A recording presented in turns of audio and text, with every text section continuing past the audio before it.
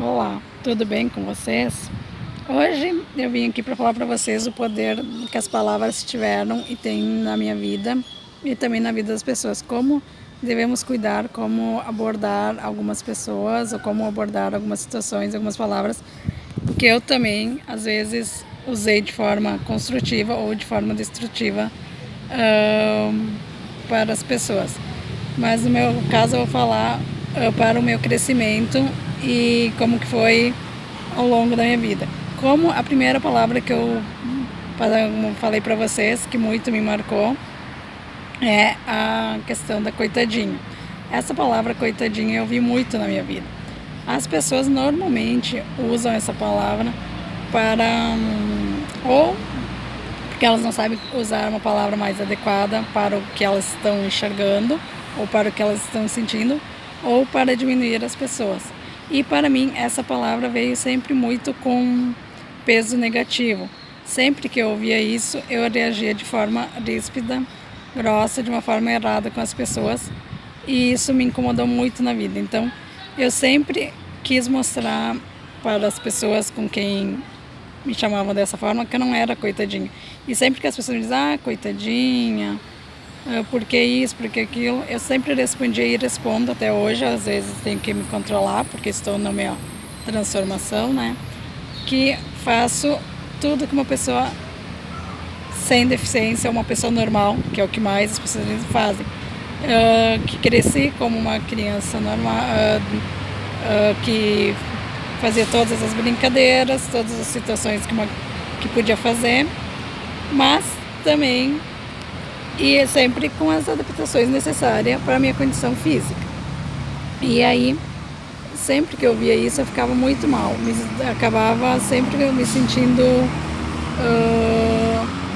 ruim, com um sentimento bem pesado, como se eu fosse uma inútil, assim, não conscientemente, mas inconscientemente isso acabava transformando uma situação pesada para mim e que eu acabei ao longo da minha vida crescendo e me transformando uma pessoa que precisei mostrar para as outras pessoas da minha convivência ou com a sociedade que sim, que eu podia fazer tudo que elas pensavam que eu não podiam fazer e tudo que eu queria fazer. Mas nós não precisamos mostrar para os outros. A gente tem que mostrar para si mesmo.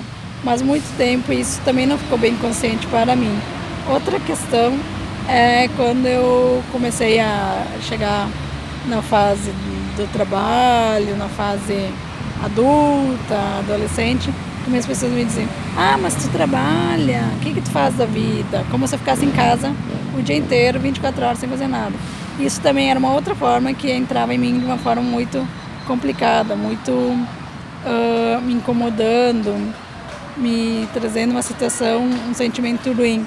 Então eu sempre respondia, sim, eu trabalho, fiz todo o primeiro grau, todo o segundo grau, trabalho desde que eu terminei o segundo grau e também outra coisa que muito eu ouvi, não sei se com essas palavras, mas que entrou para mim dessa forma, que pessoas com deficiência só trabalhar em empresa, porque a cidade onde eu vivo é uma cidade de muita indústria, de empresas grandes.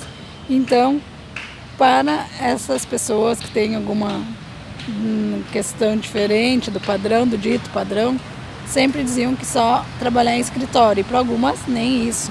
Então, o que eu fiz na minha vida? Minha primeira graduação foi administração, apesar de que sempre pensei em dançar, nunca desisti, nunca deixei minha vontade de lado, mas acabei afastando algumas ideias por um tempo para entrar dentro do padrão que eu pensava que era o melhor e que este padrão que eu deveria seguir.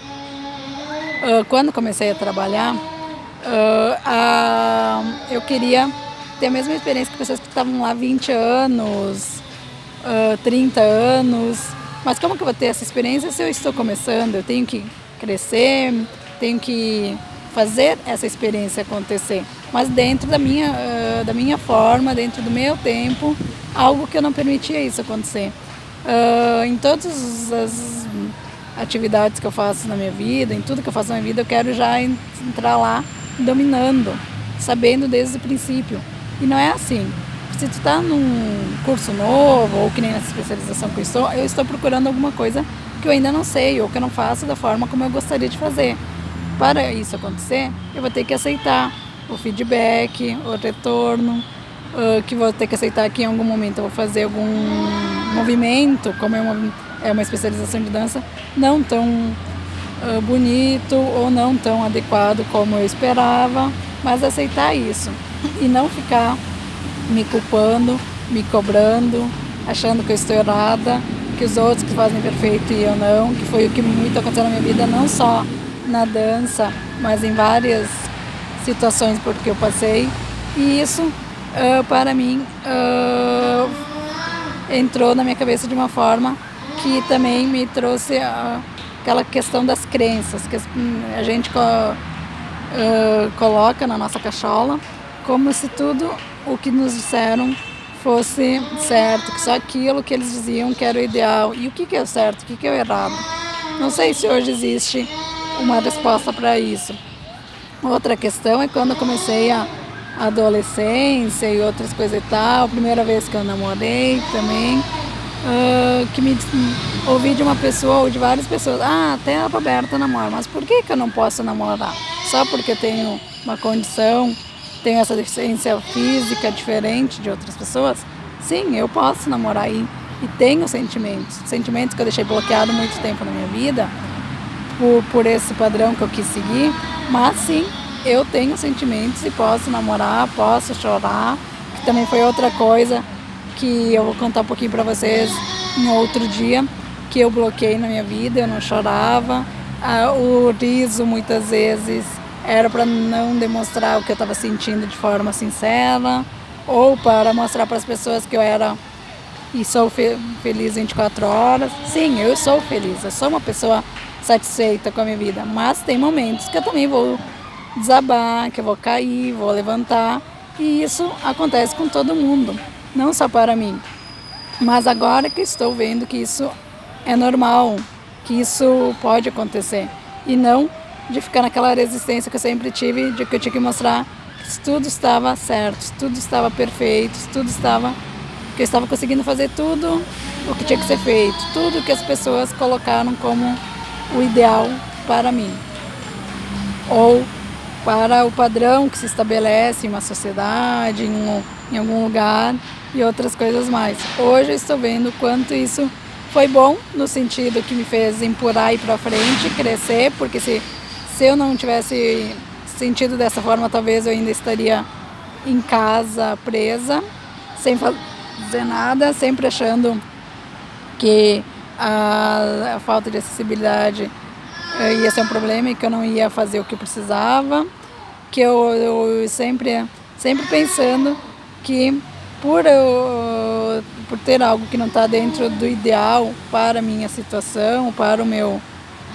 deslocamento, que eu não deveria nem sair de casa. Então, essa forma de ouvir essas palavras e responder da forma com a rispidez e com outros momentos, me fez crescer, me fez subir e fazer tudo o que eu pensei e quis, e de nunca desistir na primeira dificuldade, mas também me tornou uma pessoa que eu tinha que mostrar que eu estava sempre 100%, nunca demonstrando uma pessoa que tem fragilidade, que tem alguma coisa que precisa melhorar, que está sempre precisando de um colo, que eu também não aceitava muito isso.